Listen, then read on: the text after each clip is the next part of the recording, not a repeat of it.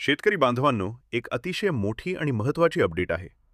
या वर्षीच्या पीक विम्याची संपूर्ण प्रक्रिया पूर्ण झाली आहे आणि कुठल्याही क्षणी तुमच्या खात्यात पीक विम्याचे पैसे जमा होऊ शकतात. पण थांबा, सगळ्यांना पैसे मिळणारच असं नाही. कोणत्या पिकांचा विमा मिळणार, तो कधी जमा होणार आणि सगळ्यात महत्त्वाचं, किती रुपये मिळणार? या सगळ्या प्रश्नांची स्पष्ट माहिती कृषी विभागाने दिली आहे. आणि शेवटी एक कटू सत्य समोर येणार आहे. म्हणून हा व्हिडिओ शेवटपर्यंत नक्की पहा. तर पहा मित्रांनो, या वर्षीच्या खरीप पीक विम्याबाबत राज्य कृषी विभागाने मोठी माहिती दिली आहे. सर्वात आधी लक्षात घ्या, राज्य सरकारकडून पीक विम्याची संपूर्ण प्रक्रिया पूर्ण करण्यात आलेली आहे. नुकसानग्रस्त शेतकऱ्यांच्या याद्या, पीक कापणी प्रयोग, तांत्रिक उत्पादनाची माहिती आणि राज्य सरकारचा विमा हप्ता हे सगळं केंद्र सरकारच्या पीक विमा पोर्टलवर सबमिट करण्यात आलेलं आहे. आता मुद्द्याला येऊया. यावर्षी सरकारने फक्त एकच ट्रिगर ठेवला होता, तो म्हणजे पीक कापणी प्रयोग आधारित नुकसान भरपाई 50% आणि तांत्रिक उत्पादन म्हणजेच टेक्निकल यील्ड 50%, म्हणजे एकूण 100% वेटेज. आता सर्वात महत्त्वाचा प्रश्न, कोणत्या पिकांचा पीक विमा मिळणार? कृषी विभागाने स्पष्ट सांगितलं आहे की यावर्षी 5 पिकांचे पीक कापणी प्रयोग पूर्ण झालेले आहेत. सोयाबीन, मूग, उडीद, बाजरी आणि मका.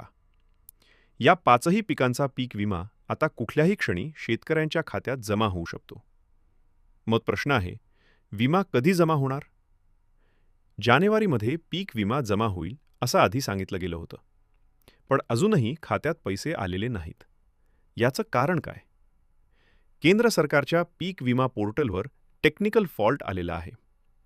या टेक्निकल समस्येमुळे पेमेंट प्रक्रियेला उशीर होत आहे. कृषी विभागाच्या माहितीनुसार हा प्रॉब्लेम 1 ते 8 दिवसात कधीही सुटू शकतो आणि प्रॉब्लेम सुटताच थेट शेतकऱ्यांच्या खात्यात पीक विमा जमा व्हायला सुरुवात होईल.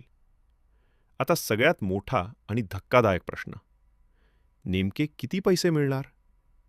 मित्रांनो, इथेच खरी वस्तुस्थिती समजून घेणं खूप गरजेचं आहे. मागच्या वर्षी स्थानिक नैसर्गिक आपत्ती या ट्रिगरमधून हजारो कोटी रुपये मिळाले होते. पण यावर्षी फक्त पीक कापणी प्रयोग आधारित ट्रिगर ठेवण्यात आला आहे. म्हणूनच यावर्षीचा पीक विमा अतिशय तुटपुंजा असण्याची शक्यता आहे. शेतकरी बांधवांनो, ही गोष्ट लक्षात ठेवा. यावर्षी पीक विमा वैयक्तिक नाही, तो मंडळ आधारित आहे. मंडळाचं नुकसान झालं असेल तर तुम्हाला विमा मिळू शकतो. पण तुमचं नुकसान झालं आणि मंडळाचं नुकसान झालंच नसेल तर तुम्हाला 1 रुपयाही मिळणार नाही. हीच खरी आणि कटू वस्तुस्थिती आहे. मित्रांनो, मी तुमच्या मनातले सगळे प्रश्न सोप्या भाषेत स्पष्ट केले आहेत. अशाच अचूक, खरी आणि वेळेवर अपडेटसाठी आपल्या या चॅनलला आत्ताच सबस्क्राईब करा. साईडला असलेला बेल आयकॉन दाबा आणि व्हिडिओला लाईक करायला विसरू नका.